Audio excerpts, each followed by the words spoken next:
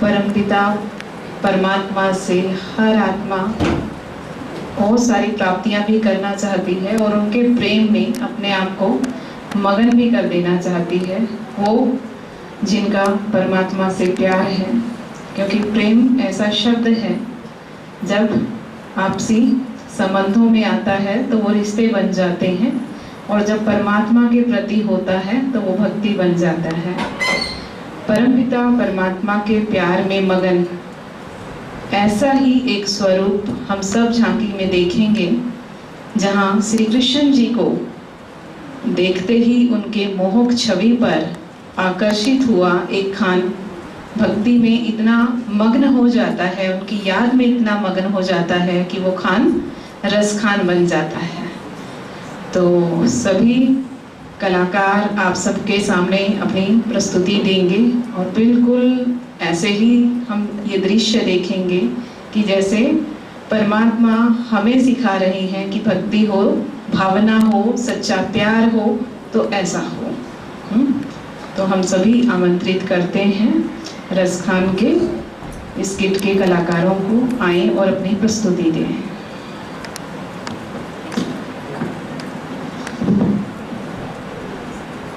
एक नाम भक्त रसखान का भी आता है। 1558 ईस्वी दिल्ली में जन्मे सैयद इब्राहिम खान कृष्ण भक्ति की कविताएं लिखने के कारण कवि रसखान के नाम से प्रसिद्ध हुए। मुसलमान होते हुए भी कृष्ण भक्ति और उनके प्रेम की अविरल धारा प्रवाहित करने वाले रसखान के सवैये तो सचमुच रस के खान हैं। ऐसी क्या बात हुई जो कृष्ण की भक्ति रस में बहकर एक खान रस खान बन गया। एक दिन खान साहब एक दुकान पर जाते हैं, तभी अचानक उनकी नजरें उस दुकान पर लगी बाल कृष्ण की छवि पर पड़ती है।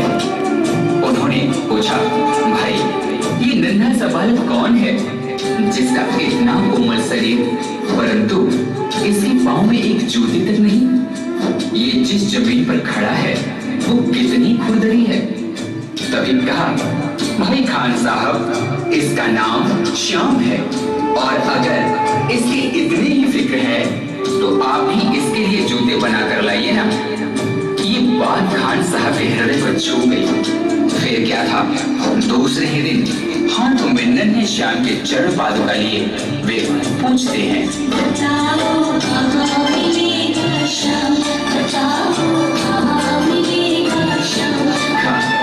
यह तो सचमुच ही चरण पादुका लेकर आ गया। उसने अपना पल्ला झाड़ते हुए कहा, देखो भाई यह नन्हा बालक यहाँ तो तुम्हें नहीं मिलेगा, शायद कहीं और मिल जाए, जाकर किसी दूसरे से पूछते क्यों नहीं। उस नन्हे श्याम की सूरत को अपने दिल में बसाए खान साहब चल पड़ते हैं और रास्ते में आने जाने वाले हर व्यक्ति से पूछते हैं, वो नन्हा सा बालक है, सांवली सी सूरत है, बाल घुंघराले उसके, पहनता मोर मुकुट है, नैन उसके गजरारे, हाथ नन्हे से प्यारे, बांधे पैजनिया पग में, बड़े दिलकश है नजारे, घायल कर देती है दिल को, घायल कर देती है दिल को, उसकी एक मुस्कान बताओ कहाँ मिलेगा शाम।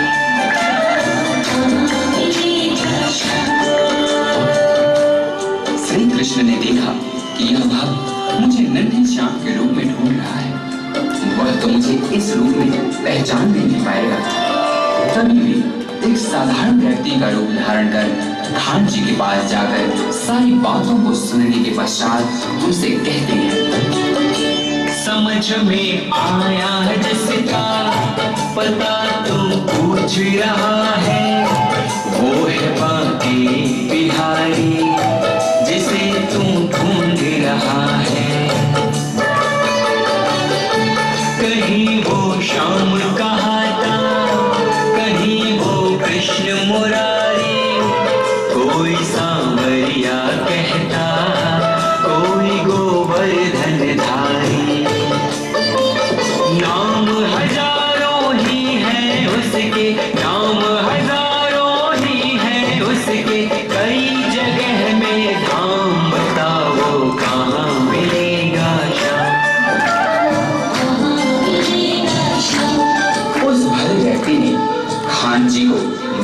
जाने को कहा।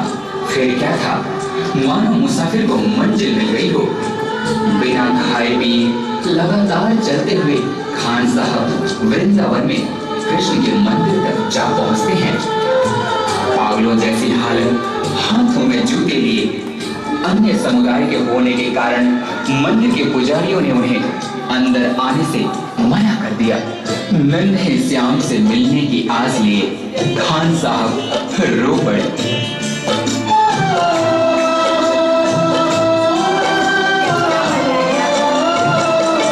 मुझे ना रोको भाई, मेरी समझो मजबूरी, शाम से मिलने दे दो, बहुत है काम जरूरी। सीढ़ियों पे मंदिर के डाल कर अपना डेरा, कभी तो घर के बाहर शाम आएगा मेरा।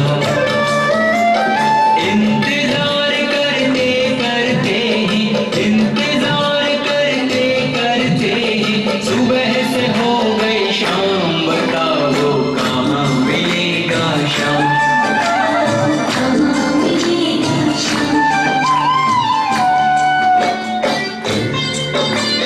खान साहब के मन में नन्हे श्याम से मिलने की आस थी।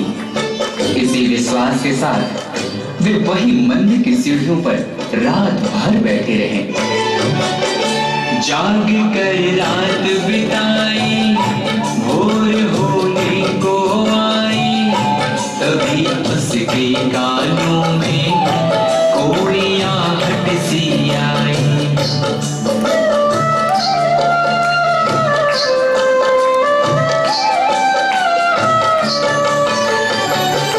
वो आगे पीछे देखे, वो देखे दाएं बाएं, वो चारों ओर देखे, नजर कोई ना आए। झुकी नजर तो कदमों में ही, झुकी नजर तो कदमों में ही, बैठा नन्हा श्याम। उस नन्हे श्याम की जैसी छड़ी भक्त खान जी ने अपने हृदय में बसाई थी, ठीक वैसी ही उन्होंने अपने सामने पाया। खुशी से गदगद होकर गोद में उसे उठाया, लगा कर के सीने से बहुत ही प्यार लुटाया।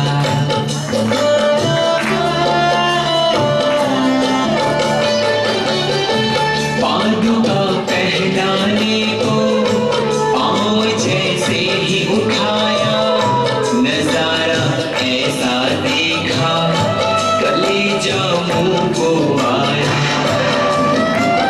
कांटे चुभ चुभ करके घायल, कांटे चुभ चुभ करके घायल हुए थे नन्हे पाँव।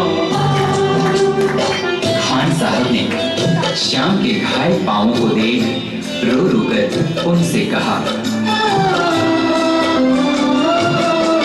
खबर देते तो खुद ही तुम्हारे पास में आता, न पग में छाले पड़ते, न चुभता कोई कांटा। परंतु उस मोर मुकुटवंशी वाले ने मुस्कुराते हुए खान जी से कहा, छवि जैसी तुम्हें बसा के दिल में लाया, उसी ही रूप में तुमसे यहाँ मैं मिलने आया। गोकुल से मैं पैदल आया, गोकुल से मैं पैदल आया, तेरे लिए ब्रजधाम भाव के भूखे हैं भगवान। भाव के भूखे हैं भगवान।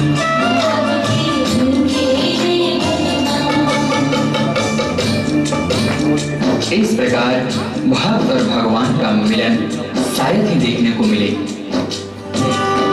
कन्हैया ने कहा, हे भक्त, आपने मुझे बाल रूप में खाली पांव देखा था उन पथरीली रास्तों पर, तभी तो मैं उसी अवस्था में आपसे मिलने के लिए गोकुल से वृंदावन पैदल दौड़ा आया हूँ। आपके हाथों से चरण पादुका पहन मुझे त्रिलोक की सारी खुशियां मिल गई। शाम की बातें सुनकर कभी वो हुआ दीवाना, कहा मुझको भी दे दो अपने चरणों में ठिकाना। तभी से खान जी श्याम नाम के भक्ति रस में ऐसे डूबे कि उन्हें रस खान के नाम से जाना गया। तू मालिक है दुनिया का, ये मैंने